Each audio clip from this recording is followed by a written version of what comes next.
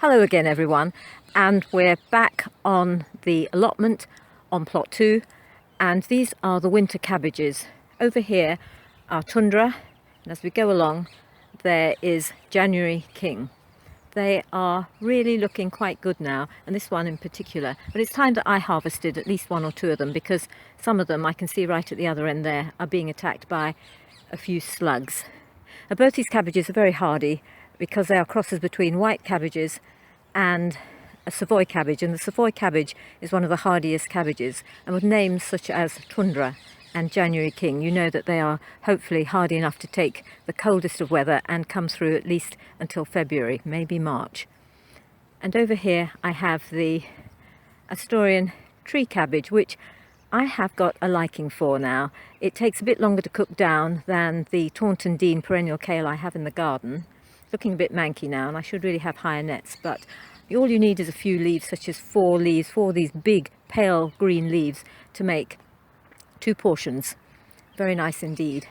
Then we come to the purple sprouting broccoli, which took a knocking not once but twice from caterpillars, and I didn't think they'd come through, and now I'm going to attempt to transplant them and hope I don't kill them off.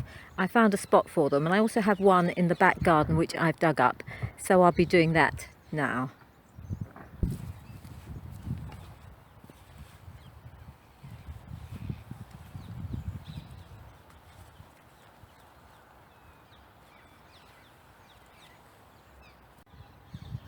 And here on plot 1 I have found a spot to put the purple sprouting broccoli plants, and I've made these tubes quite tall because the purple sprouting plants do grow quite tall, and I have reinforced them just a little bit with some extra poles. Well, here they are planted up, and I am going to tread firmly round them because brassicas all need firm treading. They prefer that so that they don't have any root rock and they don't come out the ground. And then here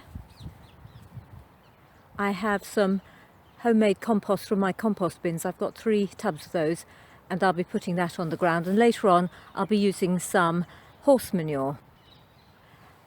And that's the compost all spread out nice and neatly, and now I've just got to put the netting over, and it will be anti-bird netting. I don't need to stop the butterflies getting in at this time of the year, and also the anti-bird netting is a bit bigger so it will fit on this spot. And the bird netting's all up now, you can just about see it. And I use these hooks, which are slightly different, you call them hooks, pegs, whatever, because I can actually put it into the netting and twist it and tension it. We move over here. This is where I planted the garlic about 2 or 3 weeks ago, and normally I like to plant them in little pots, same as I did with the overwintering onions and I did with the broad beans, but I didn't have any space or time, and there's absolutely no sign of them. But I'll show you what I did. Well, this is where I'm going to grow garlic, and over here I had the summer cabbages in the middle, I had the cobra, lovely cobra climbing bean on this end, and I had the Benchmaster runner bean at the other end. It had plenty of manure on it in the summer, so it doesn't need any more, but what I have done is to put a whole lot more of sand and just tickle it in, because I know garlic likes a good drainage system. Here I have Provence white, which I grew, that's from last year, and Carcassonne white, which I also grew last year. And here I make little runnels in the ground and then put the garlic in. There are different opinions. It should be planted to a depth of 2 inches, some say 2.5 centimetres, but the most important thing is that it's covered by about that much. That's the only way I can do it. It's different to the onion sets, which have their little points sticking up. I'll cut that little top bit off in a minute. Well, that's all the Provence white garlic planted up, and I'll just show you what I do with the tips of the garlic. That tip I just pull off rather than cut off, and then there's a little green bit at the end, which I think clearing that helps it to grow. Well, there's the garlic all planted out. I've got 40 Provence white further up, and here I've got 40 Carcassonne white. And in a corner of the back of my garden I store leaves. and I know I only have space to store them for 1 year, so I don't get the wonderful crumbly stuff which I've seen in some YouTubers' allotments, and that is gorgeous stuff, and I always intend one day of having enough space to do that. But what I'd like to say is that even 1 year storage gives you some really good mulch, and this is some of it here. That's with the ordinary leaves, and this is with leaves such as sycamore that take a bit longer to rot down, but they are rotting down quite fast, and they make such a good mulch.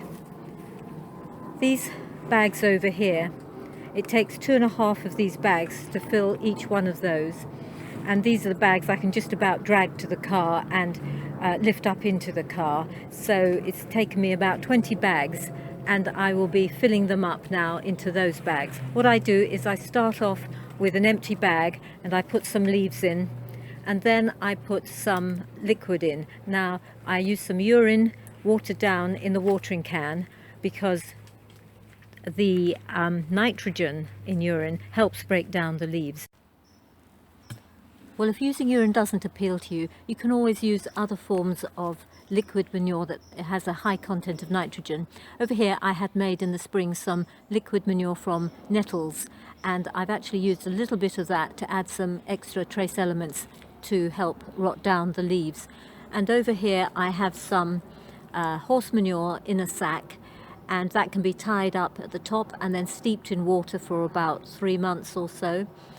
And this is done quite commonly, and it's done in Victorian times as well. Do you remember the Victorian kitchen garden? I've got the DVD of, and I've recently re-watched it, and it's so entertaining. And it's been hosted by the late Harry Dodson and Peter Thoday, whom I hope is still alive.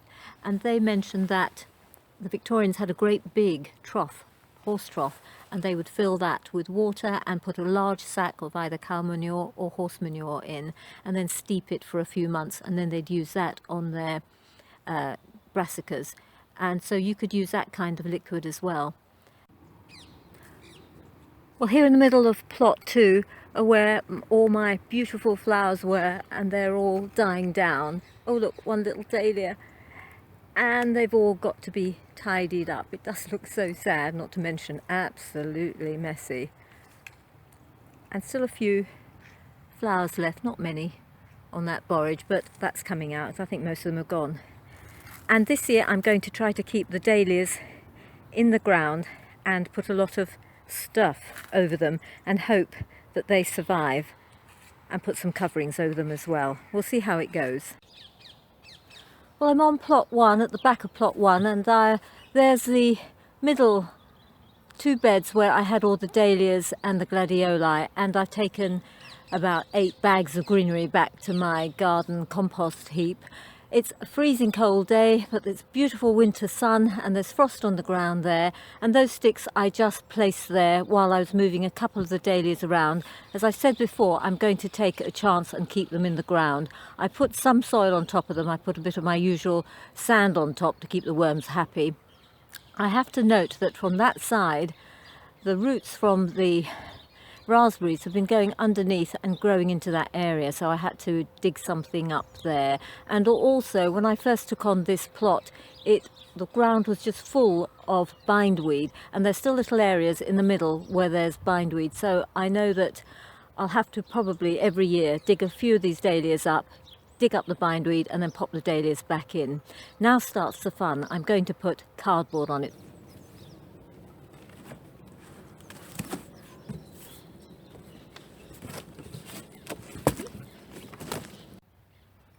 Well, that's most of the cardboard put down. I'll also be putting down a strip by the raspberries, because that gets really very weedy. What I'll be doing after this is putting some manure on top of this, and hopefully that will protect the dahlias. And on top of that I'll be putting some water permeable membrane down, some poly whatever it is, plastic down. And I'll be doing that also here where the main crop onions are going to go. Sorry about the shadow. And I know some people don't like using plastic, and so if you just use cardboard, that's fine. As soon as the rain gets to it, it will calm down a bit and form to the contours of the soil. and it will rot down, but then all you have to do is to put more cardboard on top of that. And it's been very convenient having some neighbours who've had some large pieces of furniture delivered so I could use their cardboard. I've noticed that quite a few people on this allotment are now covering their patches in some kind of plastic, and over there, and the whole of that is a complete waste. Nothing is ever planted there. And over there, some of the oldies as well, and over there. So it really does keep most of the weeds out and gives you a good chance of keeping on top of the gardening. I'm in my back garden now, and following from last month's video where I mentioned all the problems I had with quinces, I managed to get 11 jars, there's 10 there because I've given one to a neighbour, 11 jars of quince jam by cutting out just the little bits of white from many quinces to make that jam, and I'm so pleased. It really does taste lovely. And over here I have another acquisition. I got 4 of these boxes from up the road, and they'll make very good storage for fruit in the future. Well, in the park I found some mistletoe. It's very seasonal, it's a beautiful plant. It's a hemiparasitic plant. That means it takes its water from the host plant, some of its nutrients, but it manufactures its own nutrients, the rest of them, via its leaves, via photosynthesis. It is lovely to have. And I thought this was an apple tree because that's the most common tree that mistletoe grows on, but this is a little giveaway. And it's a hawthorn, but a hawthorn tree, small little lovely shrubby tree. And for several years I've been taking a little bit of this. It only weakens the branch a little bit and won't weaken the whole tree. The success of a parasite is that it doesn't kill its host. But as it's seasonal, I'm going to now say I wish you all a lovely Christmas and the best wishes for the new year, and I hope to speak to you then.